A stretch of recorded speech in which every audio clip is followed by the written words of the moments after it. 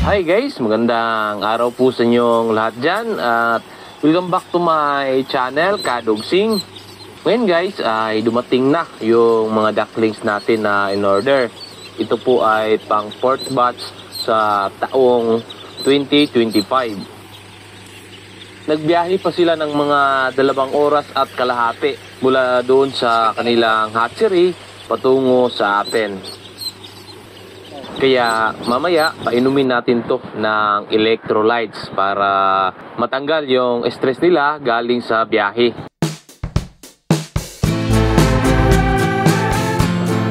At ngayon ay i-counting natin para malaman talaga natin kung sakto ba yung dineliver nila. At maganda dahil nandito pa sila, makakakita sa pag-recount natin. Dahil kapag kulang ay valid yung reklamo natin dahil andyan sila tumitingin sa pag-recount natin. Ang edad nitong mga ducklings guys ay 4 days to 5 days old tsaka nila i-deliver. Ang in-order pala natin ngayon guys ay itik pateros. Since ay puro tayo itik Pinas at nung unang mga batch lang naka-itik pateros tayo. So subukan nating mag-alaga ulit at pag-aralan natin.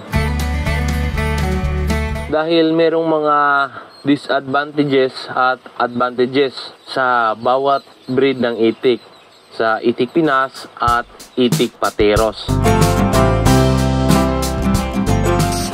Pateros po yung inabil natin. So kasi nga yung na-try natin ng mga pateros ay first batch pa. At mag-try ulit tayo ng pateros. So meron tayong mga ibang dahilan guys kaya tayo nagpateros ngayon. Ayan, itik pateros. Ayan guys.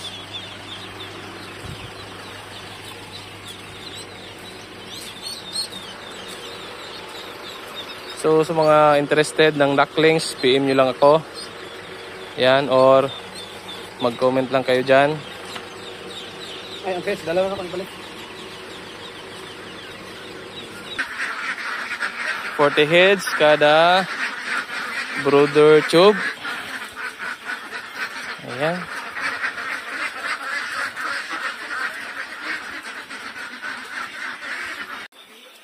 Binigyan na po natin sila ng electrolytes at pagkain. So, ang binibigay nating feeds ay chick booster. So, booster muna yung ating binibigay para immune booster. At electrolyte, pangtanggal stress. Ayan. Mga 2 araw tayo magbibigay ng electrolytes. Ayan, nagbabasa-basa. Bukas ay bigyan din natin ng electrolytes. Then, pang 3 days ay plain water na. Ayan guys. At ito yung mga male. Ayan.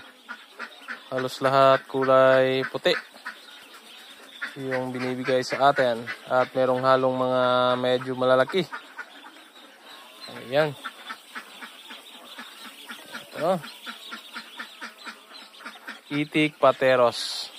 So sa mga interested, PM lang sa ating FB page at sundan nyo ang mga video natin dahil sisikapin nating araw-araw maka-update tayo sa mga ginagawa natin dito sa ating mga ducklings.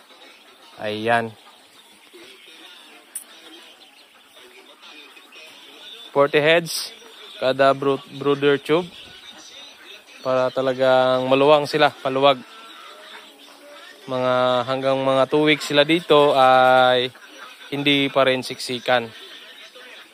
Ayan.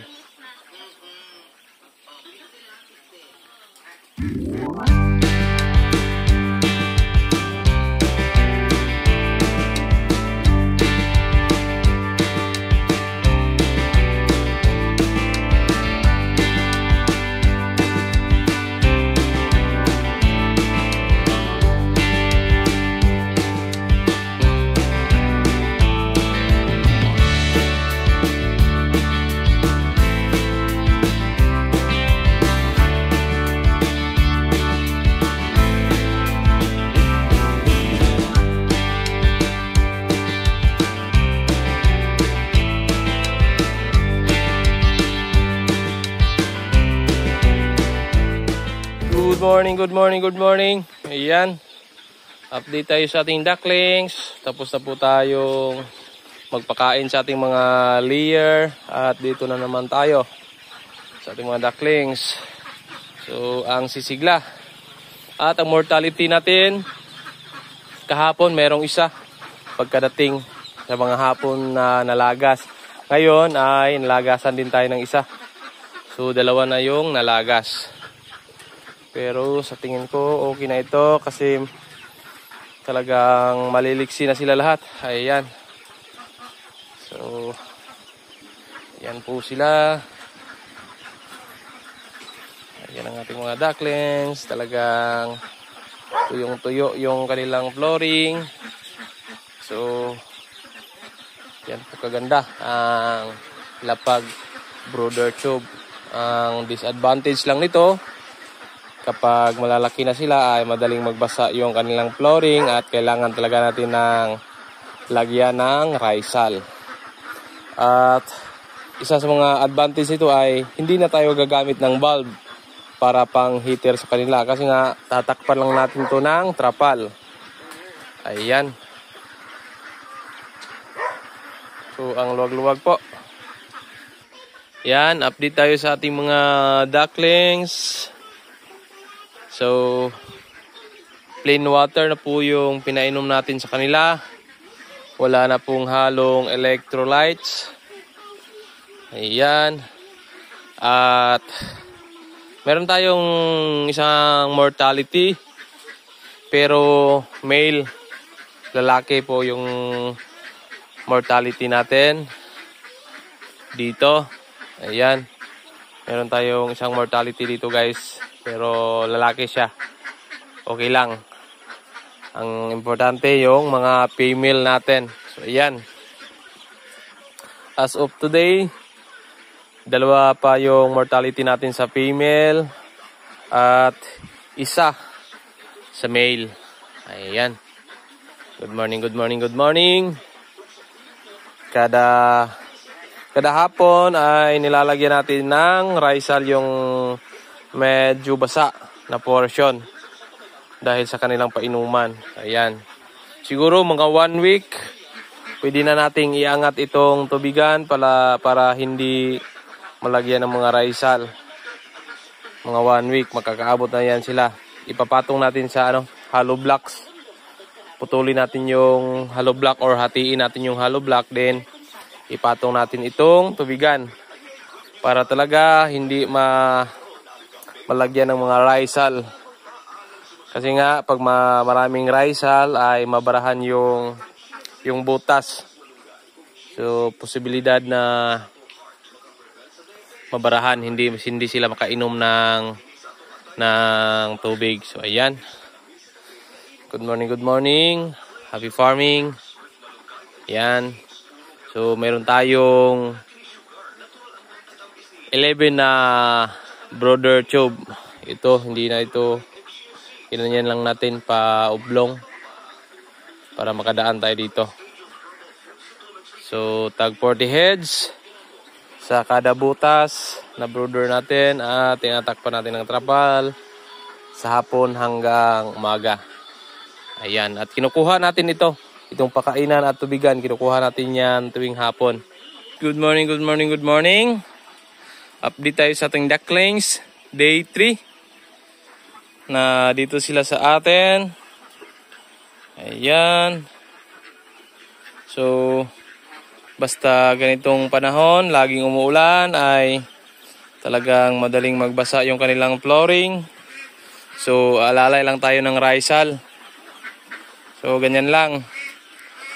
2 weeks lang naman yung ganitong sitwasyon na medyo talaga matarbaho. So, plain water pa din yung binibigay nating tubig. Hindi na tayo naghalo ng electrolytes. So, ayan. At mortality, meron tayong isang mortality na female. So, talagang maliit siya, hindi siya lumaki. Parang merong diferensya sa pagkapisa niya. Kaya nalagas po yung isa kanina. Ayan. So maliliksi na. Ayan. Compare natin sa day 1. Talagang madali lang lumaki guys. Ayan no. Napakalilikot na. Ayan, bago lang tayo nagbigay ng feeds at tubigan. So hindi pa sila makaubos sa isang araw, sa isang ganito. Pero kapag nasa mga 10 days na sila, ang isang ganito ay mga 2 oras o 3 oras lang. So, ayan. Ayan guys. Yung mortality natin ay 3 female at 1 male. So yung mga ganito guys ay kailangan na lagyan ng Rizal. So lagyan natin yan mamaya pagkatapos nating mag-video. Ayan. So maganda sana kung nilagyan natin para perfect yung ating video. Pero talagang pinapakita natin yung natural na mga trabaho natin dito sa farm. Ayan. So ito yung ating mga ducklings. Ayan guys. So ganito lang yung mga brooder natin. 2 weeks lang naman sila dito at papakawalan na natin sila sa malaking area dito. Ayan.